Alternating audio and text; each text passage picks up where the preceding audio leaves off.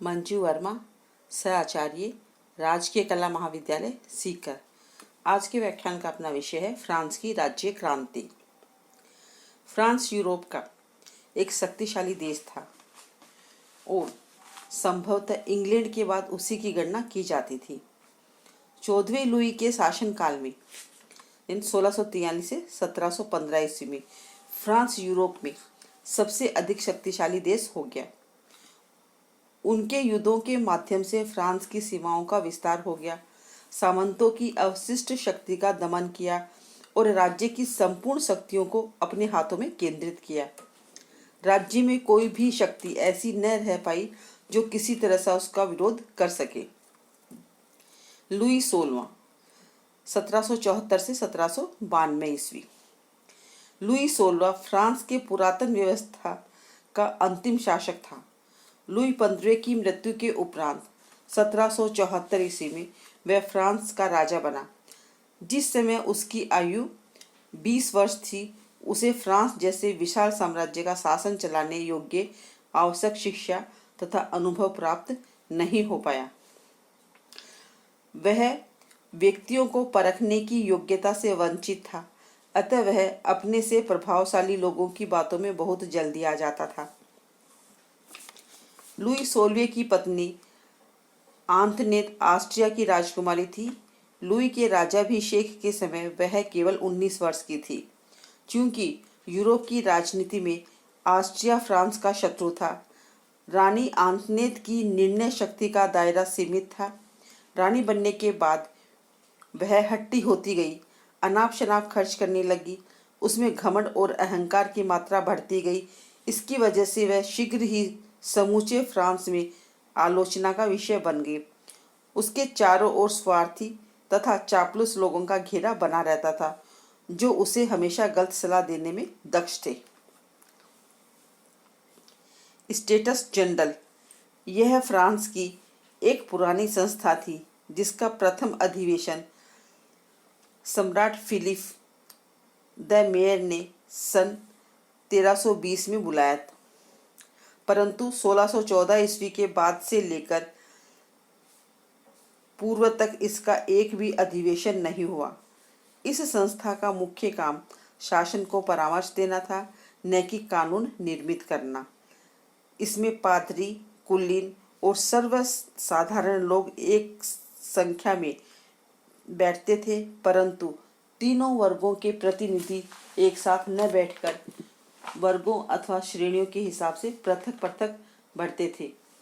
व्यक्तिगत रूप से मत न देकर श्रेणियों के अनुसार मत प्रदान करते थे, अर्थात एक श्रेणी का एक ही मत माना जाता था।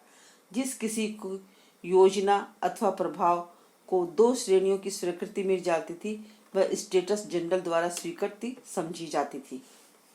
लुई 16वें ने मतदाताओं की यह भी कह दिया कि वे अपनी शिकायतों का अथवा जो सुधार चाहते हैं उसका एक लेखा तैयार करके अपने अपने क्षेत्र में निर्वाचित प्रतिनिधियों को दे दे। इस प्रकार से तैयार किए गए संमति पत्र को फ्रांसीसी भाषा में कोहिथेर कहा जाता था। अंत में 5 मई 1779 के दिन वर्साई में स्टेटस जनरल का अधिवेशन बुलाया जाना तय हुआ। अप्रैल मास में स्टेटस जनरल के प्रतिनिधियों को निर्वाचित किया।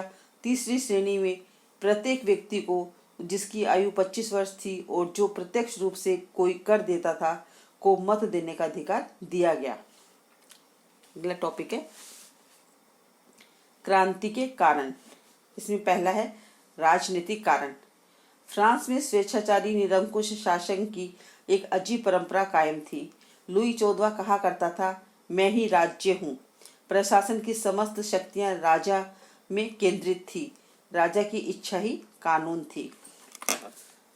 लुई 16वां यह चीज कानूनी है, कारण मैं ऐसा चाहता हूँ। निरंकुश शासन के लिए एक योग्य तथा शक्तिशाली शासक की आवश्यकता होती है। लुई 16वां जिसके समय में क्रांति का विस्फोट हुआ, न तो प्रभावशाली था और न ही एक योग्य शासक था। उसमें इच्छा शक्ति और निर्णय बुद्धि का सर्वथा अभाव था। अपने आमोद प्रमोद में डूबा रहता था। वह फ्रांस की राजधानी पेरिस से बाहर मीलों दूर वर्साई के राजमहल में निवास करता था।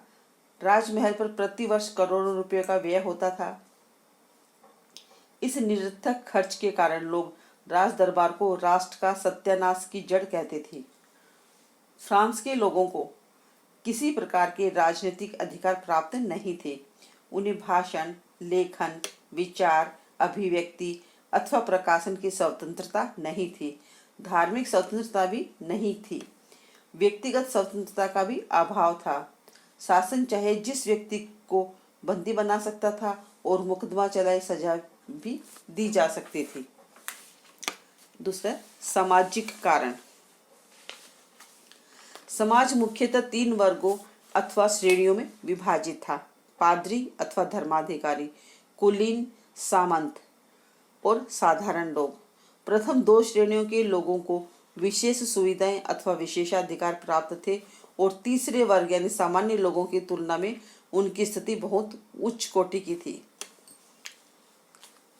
पादरी वर्ग। क्रांति के पूर्व फ्रांस में चर्च का विशेष स्थान था और इसके पदाधिकारी यानी पादरी लोग समाज के सर्वोच्च शिखर पर थे। ये लोग प्रथम श्रेणी के सदस्य थे। चर्च के अधिकारी काफी संपन्न और शक्तिशाली थे। फ्रांस की संपूर्ण जागीर भूमि 20% भूमि चर्च के पास अधिकार में थी, जिससे चर्च को बहुत अधिक आय होती थी और यह आय सरकारी करों से मुक्त थी। चर्च के भीतर घोर पक्षपात और अव्यवस्थाओं का बोलबाला था। चर्च का नैतिक पतन भी हो चुका था और उसकी जड़ें खोखली हो चुकी थी। उसकी आय का अधिकांश भाग बड़े बड़े अधिकारियों, आर्क बिशप आदि की जेबों में चला जाता था। उनमें से अधिकांश आमोद प्रमोद एवं भोग विलास का जीवन बिताते थे, अतः लोगों के प्रति असंतोष बढ़ता जा रहा था। दूसरा है कुलीन वर्ग। कुलीन लोग द्वितीय श्रेणी के सदस्य थे। इस वर्ग में सामंत, राज दरबारी तथा बड़े बड़े पदाधिकारी सम्मिलित थे। इनमें से अधिकांश मध्ययुगीन सामंतों के वंशज थे। फ्रांस की संपूर्ण भूमि का 1/4 भाग कुलीनों की संपत्ति थी, जिसके सहारे वे शान शौकत और भोग विलास का जीवन व्यतीत करते थे। इतिहासकार हेजन के मतानुसार सामंतों के 2 वर्ग थे, एक सैनिकों का और दूसरा न्यायाधीशों का। पहला वर्ग पुराने योद्धा सामंत का वंशज था और वे पीढ़ी दर पीढ़ी फ्रांस के राजाओं की सैनिक सेवा में रहते आए थे। दूसरे वर्ग में वे लोग थे जो अपने न्यायिक पदों के कारण कुलीन वर्ग के सदस्य बन गए थे। सैनिक सामंत भी 2 श्रेणियों में विभाजित थे, एक दरबारी सामंत और दूसरे प्रांतीय सामंत। तीसरा वर्ग, इस वर्ग के लोग सही प्रकार से अधिकारों से वंचित थे। इस प्रकार इस वर्ग में भारी असमानता थी और सामाजिक तथा आर्थिक दृष्टि से इस वर्ग के विभिन्न अंगों में व्यापक अंतर था। धनी व्यापारी, साहूकार, उद्योगपति, साहित्यकार, चिकित्सक, इंजीनियर, शिक्षक, कारागर, किसान और मजदूर सभी तीसरे वर्ग के सदस्य थे। मध्यम वर्ग। फ्रेंच भाषा में इस वर्ग के लिए बुजुर्वा शब्द का प्रयोग किया गया है। इस वर्ग में सभी लोग सम्मिलित थे जिन्हें शारीरिक श्रम नहीं करना पड़ता था। इस वर्ग की आर्थिक दशा संतोषजनक थी और शासन के अधिकांश निम्न पदों पर इन्हीं लोगों का आधिपत्य था। तीसरा है आर्थिक कारण। सरकार की आर्थिक स्थिति बिगड़ते बिगड़ते दिवालियापन की तरफ बढ़ गई थी। 14वें लुई के युद्धों तथा वर्साई के राजमहल के निर्माण में सरकारी कोष को खाली हो गया, कार्य का भार भी लाद दिया गया। लुई 15वें को अयोग्यता से कर्ज और भी अधिक बढ़ गया। लुई 16वें की शान शौकत और आमोद प्रमोद से सरकार दिवालिया हो गई, जिससे नए नए कर लगाने का निश्चय किया गया। पेरिस की पार्लिया और जनता ने नए करों का जोरदार विरोध किया। उन्होंने मांग की कि पहले इन करों को स्टेटस जनरल में स्वीकृत कराया जाए, अतः स्टेटस जनरल का अधिवेशन बुलाना आवश्यक हो गया और वहीं से क्रांति का विस्फोट हुआ। जिसे फ्रांस की तत्कालीन आर्थिक स्थिति प्रमुख कारण बनी। मैनचेस्टर, इसने अपनी मॉन्टेस्क्यू, इसने अपनी 1748 ईस्वी में प्रसिद्ध रचना कानून की आत्मा को प्रकाशन करवाया। इसमें उसने फ्रांस के राजाओं को देवी अधिकारों के सिद्धांत की कटु आलोचना की तथा फ्रांस की सड़ी गली खोखली संस्थाओं को बड़ी बड़ी व्यंग्यात्मक आलोचना की गई। इसका मानना था कि निरंकुश शासन को समाप्त करने के लिए शासन के तीनों अंगों कार्यपालिका, व्यवस्थापिका और न्यायपालिका के क्षेत्रों को पृथक पृथक करना आवश्यक है। इसमें शक्ति पार्थक्य के सिद्धांत का प्रतिपादन किया गया। वाल्तेयर 1694 से 1788 ईस्वी, इसने चर्च को बदनाम चीज कहकर पुकारा। इसने धर्मों के सभी बाह्य आडंबरों का जोरदार खंडन किया। इनकी रचना लुई 14वें का इतिहास एक अनमोल कृति है। रूसो 1712 से 78, इसने अपनी रचनाओं में अपना विचार प्रस्तुत किया है, यानी आदि मानव का न्यायशील तथा सुखी प्राणी, किंतु सभ्यता ने उसे भ्रष्ट और पतित कर दिया है। इसलिए सभ्यता की जड़ों को उखाड़ फेंकना चाहिए और एक आदर्श समाज का निर्माण करना चाहिए। रूसो ने अपने उपयुक्त क्रांतिकारी विचारों को अपनी पुस्तक सामाजिक संविदा में विस्तार से उल्लेख किया है। पुस्तक का पहला वाक्य मनुष्य स्वतंत्र पैदा हुआ है, किंतु वह सर्वत्र बंधनों से जकड़ा हुआ है। रूसो के विचार ने यूरोप के निरंकुश राज्यों की जड़ें खोदने में महत्वपूर्ण भूमिका अदा की। नेपोलियन ने तो यहाँ तक कहा कि यदि रूसो का जन्म न होता तो फ्रांस में राज्य क्रांति का होना असंभव था। नेक्स्ट, संविधान सभा के कार्य, विशेषाधिकारों का अंत। अगस्त के महीने में संविधान सभा ने कई महत्वपूर्ण कार्य किए। 4 अगस्त की रात को कुलीन वर्ग और पादरियों के प्रतिनिधियों ने अपने सामंतवादी विशेषाधिकारों को समाप्त किया। यह काम उन्होंने अपनी इच्छा से किया। गांव के पादरियों ने अपने स्कूलों को त्याग दिया। न्यायाधीशों ने अपनी उपाधियां तथा सम्मान छोड़ दिया। शिकार तथा धर्मांग वसूल करने के अधिकार भी समाप्त हो गए।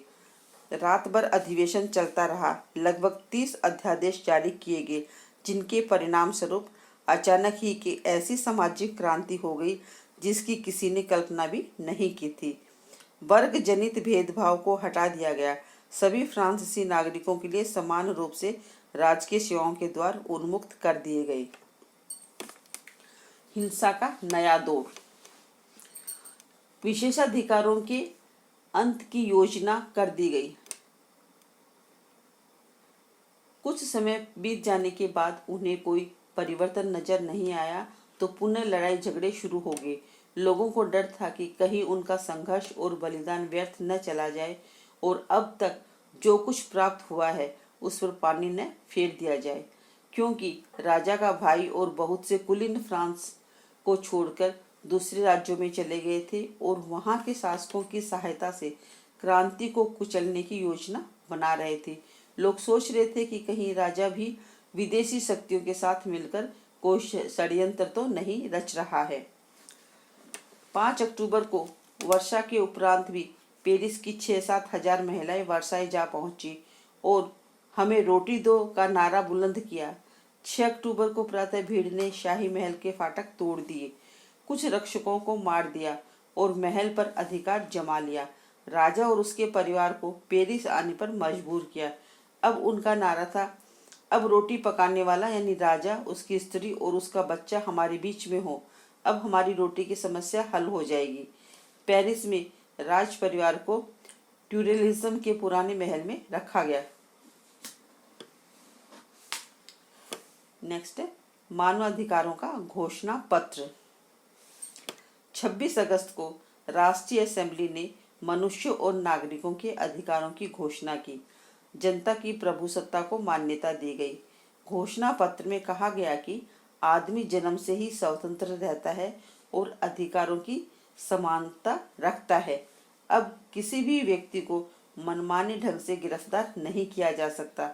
कानून के सम्मुख सबको समान कहा गया है। इस कानून में 17 धाराएं थी जो 18वीं शताब्दी के राजनीतिक सिद्धांतों का प्रतिनिधित्व करती थी। टेम्पले यह घोषणा क्रांति के उज्जवल रूप का परिचायक है। इसके बिना यह यूरोपीय इतिहास की इतनी बड़ी घटना नहीं होती। 19वीं सदी में यह उदारता का चार्टर समझा जाता रहा। चौथा, नया संविधान 1791 ईस्वी में संविधान बनकर तैयार हो गया। फ्रांस के इतिहास में यह पहला लिखित संविधान था। यह अत्यधिक मर्यादित था। इसमें दो बातों पर विशेष जोर दिया गया। पहला था लोक प्रभुत्व का सिद्धांत, अर्थात जनता की इच्छा और अनुमति से सरकार की सभी शक्तियों का स्रोत है। दूसरा, कार्यपालिका, व्यवस्थापिका और न्यायपालिका शक्तियों का पृथक्करण। नए संविधान में संवैधानिक राजतंत्र की व्यवस्था की गई। इस दृष्टि से राजा की उपाधि में भी परिवर्तन किया गया। राजा को सरकारी धन को मनमाने ढंग से खर्च करने का अधिकार नहीं दिया गया। उसका वार्षिक वेतन निश्चित कर दिया गया। नेक्स्ट, चर्च संबंधी कानून। राष्ट्रीय असेंबली ने चर्च के संबंध में चर्च के संगठन को ही बदलने का प्रयास किया गया। सरकार की वित्तीय स्थिति को सुधारने के लिए चर्च की जब्त संपत्ति को बेचने का निर्णय किया गया। इसके लिए एक आज्ञापत्ति पास की गई, जिसके अनुसार चर्च की भूमि को राष्ट्रीय संपत्ति घोषित किया गया। एक अन्य अधिनियम के द्वारा फ्रांस में बिशप क्षेत्रों की संख्या को 134 से घटाकर 83 कर दिया गया। चर्च के अधिकारियों और कर्मचारियों के लिए अब राज्य की ओर से वेतन निश्चित कर दिया गया, जिससे जिन पादरियों ने अब तक क्रांति का समर्थन किया था वे अब क्रांति के दुश्मन बन गए। लुई 16वें ने अत्यधिक आत्मग्लानि के साथ आज्ञापत्ति पर हस्ताक्षर कर दिए। नेक्स्ट, नई विधानसभा, ये आपको अगले व्याख्यान में बताया जाएगा।